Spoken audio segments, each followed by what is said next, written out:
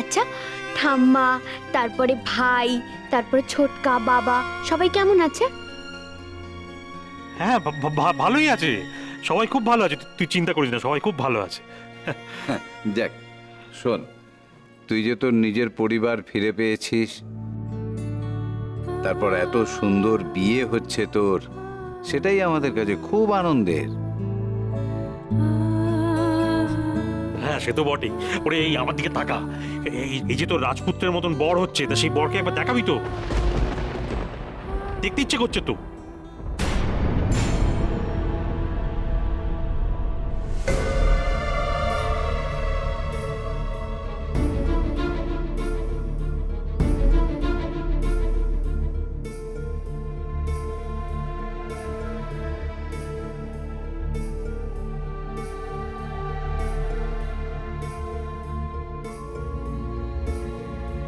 কিরে ঝিলি, তোর বরকে দেখা, খুব দেখতে ইচ্ছে করছে, বিশ্বাস কর, দেখা না।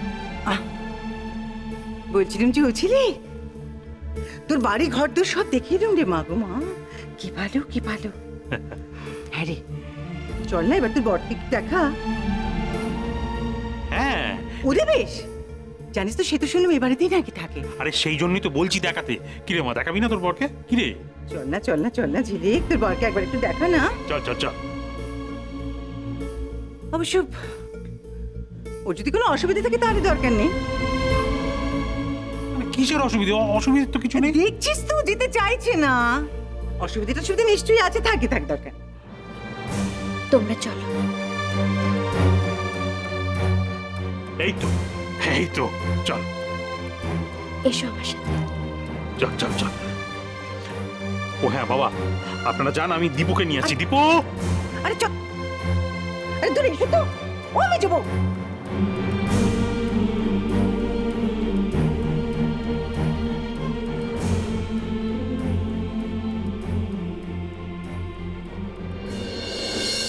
এসো জেঠু, এসো পিসিটা।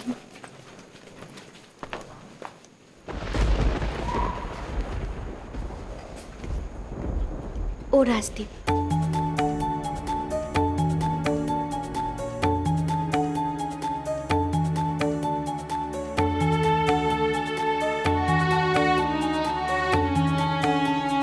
ওর সাথেই আমার বিয়ে হবে।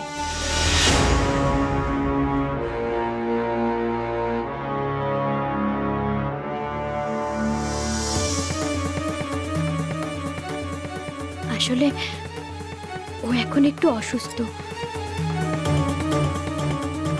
কিছুদিন আগে একটা অ্যাক্সিডেন্টের পরেই ওই রকম। বুঝেছি মা, বুঝেছি, আর আর কিছু বলতে হবে না, সব বুঝতে পেরেছি। ইয়ে রাজদীপ, আমি ঝিলিকের জেঠুমণি। হ্যালো, আমি দেবেশ মুখার্জি।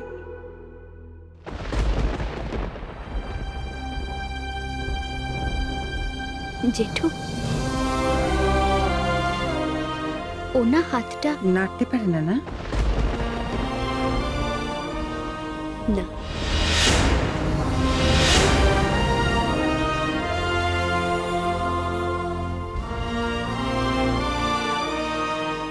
তার মানে খুব বড় অ্যাক্সিডেন্ট হয়েছিল? হ্যাঁ, খুব বড়।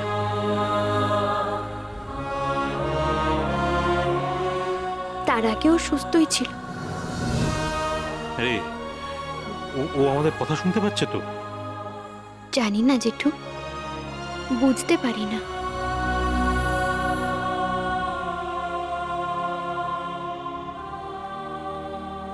মা গো মা, দেখে তো মনে হচ্ছে শুনতে পায় না।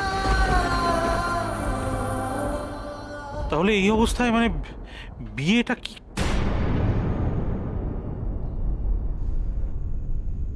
কিরে ঝিলিক,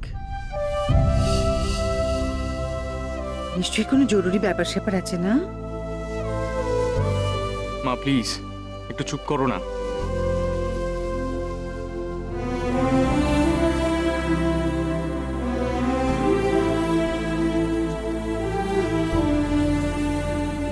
হ্যালো রাজদীপ, আমরা সবাই তোমার সঙ্গে আলাপ করতে এসেছি, কথা বলবে না? ও বুঝে কথা বলতে পারে না দীপু কাকা।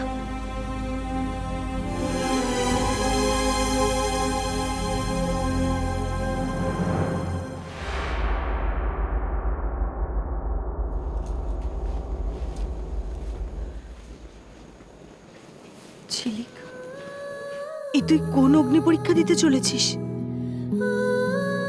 জেনে শুনে এই লড়াই তুই লড়তে পারবি কি করে? মা, আমাকে যে পারতেই হবে মা,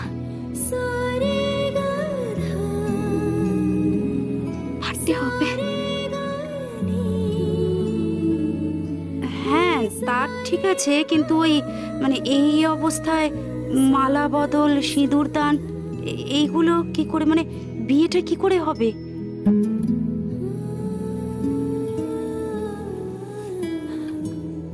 ঠিক বলেছেন।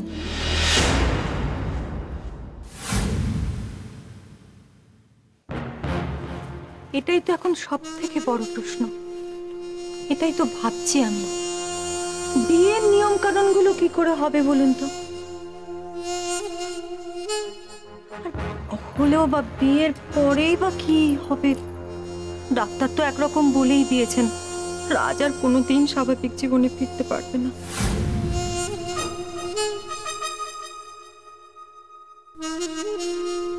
তার মানে আপনি বলছেন যে ও আর কখনোই ভালো হবে না, তাই তো? আমি বলছি না, ডাক্তার বলছেন। তার মানে ডাক্তার যখন এই কথা বলেছেন, তাহলে তো আর ভালো হওয়ার কোনো আশাই নেই বলুন। কঠিন হলেও এটাই সত্যি। চুপ করুন আপনারা। আমি এই সম্পর্কে আর একটা কথা শুনতে চাই না। আমার পছন্দ হচ্ছে না। জেঠু, দাদু, আমি জানি তোমাদের খুব কষ্ট হচ্ছে, তোমরা খুব দুঃখ পাচ্ছ,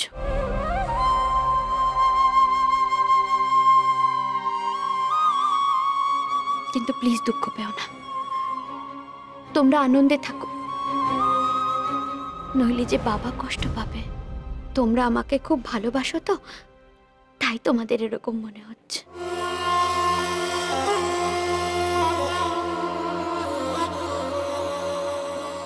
কষ্ট পেও না তোমরা, আমি সত্যি ভালো থাকবো, বিশ্বাস করো। আমি যে বাবাকে কথা দিয়েছি, রাজকে আমি সুস্থ করে তুলবই।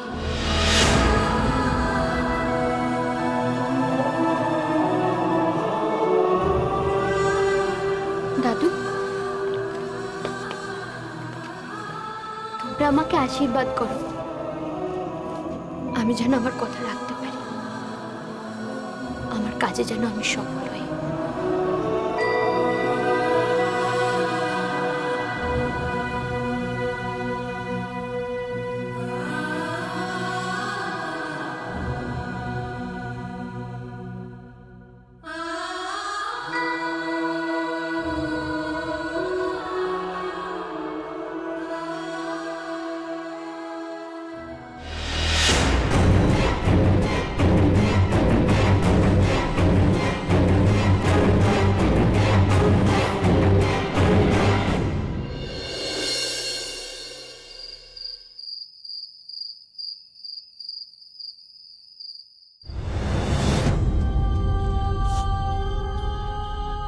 আমায় রক্ষা করো রাধা মাধব।